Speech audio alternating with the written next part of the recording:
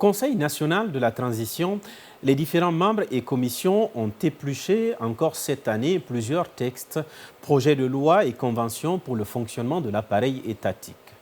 Et le Premier ministre et son gouvernement ont eu des rendez-vous majeurs, notamment lors de l'examen des lois de finances, entre les audiences et les missions parlementaires à travers le monde. Le président du CNT et son équipe étaient sur plusieurs fronts. Omar Sow revient sur ces moments importants.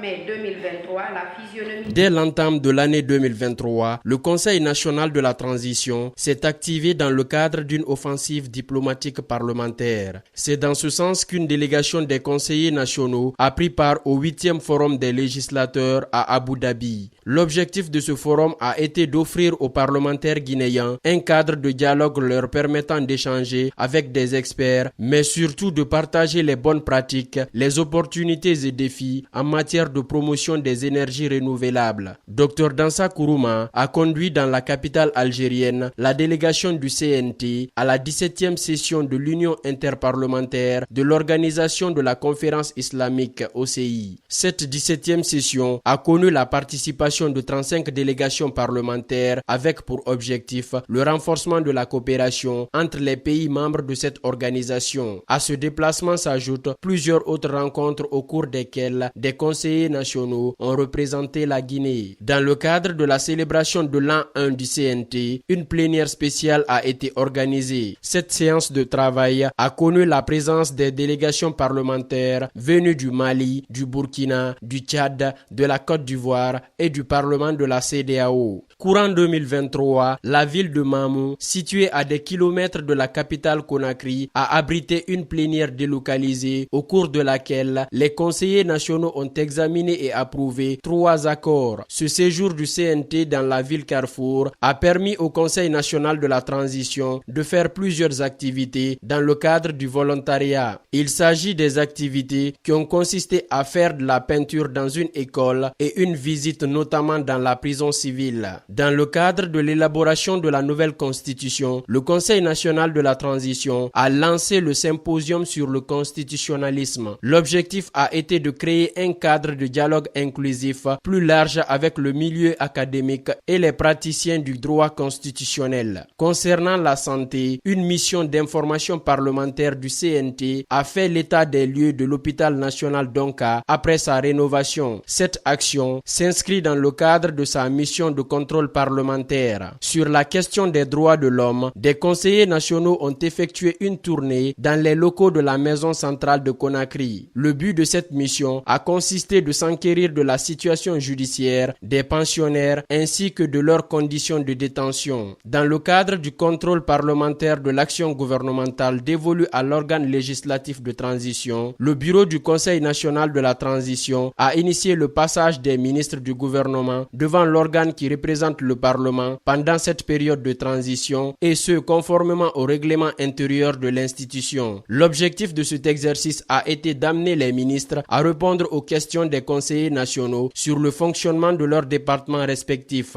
Les membres de l'institution qui fait office de Parlement en cette période de transition ont examiné et adopté plusieurs textes de loi, mais aussi ratifié des conventions de financement dans divers domaines. À ces travaux s'ajoute une série d'audiences que le bureau exécutif du CNT a accordées aux diplomates, représentants d'institutions nationales et internationales, ainsi que des partenaires au développement. Dans le cadre de la poursuite des réformes de l'administration parlementaire engagée par le président du Conseil national de la transition, une opération d'enrôlement des travailleurs s'est déroulée. L'initiative vise à créer une base de données numériques du personnel de l'administration parlementaire. Cependant, un bus du Conseil national de la transition a essuyé à des coups de pierre à Matoto, au cours desquels des travailleurs à bord ont été grièvement blessés. Cet incident est survenu lors d'une manifestation de colère des jeunes du marché de Matoto suite à un incendie qui a ravagé une partie de ce centre de négoce. En marge des travaux parlementaires, des journées citoyennes et sportives ont été organisées sur l'esplanade du Palais du Peuple. Les travaux relatifs au débat d'orientation constitutionnelle ont été lancés dans la salle de l'hémicycle. Un processus qui s'est étendu étendue jusqu'au niveau des communes de la capitale. Dans un cadre humanitaire, suite à l'inondation survenue dans la commune urbaine de Koya, une délégation des conseillers nationaux s'est rendue au chevet des familles sinistrées de la localité pour leur apporter une assistance financière et matérielle. À travers une plénière, le Premier ministre chef du gouvernement a procédé à la présentation du document de programmation budgétaire pluriannuel 2024-2026. Sur le plan du renforcement de capacité, un atelier de formation a été initié durant le dernier trimestre de l'année 2023 en faveur des conseillers nationaux et hauts cadres du Conseil national de la transition. Si le CNT a accompli plusieurs actions positives au cours de l'année 2023, il faut cependant souligner que le chantier fondamental sur lequel ils ont été attendus par nombre d'observateurs n'a pas été accompli. Il s'agit de la mise à disposition de l'avant-projet de la nouvelle constitution, un document qui est pourtant attendu depuis le mois d'avril dernier en République de Guinée.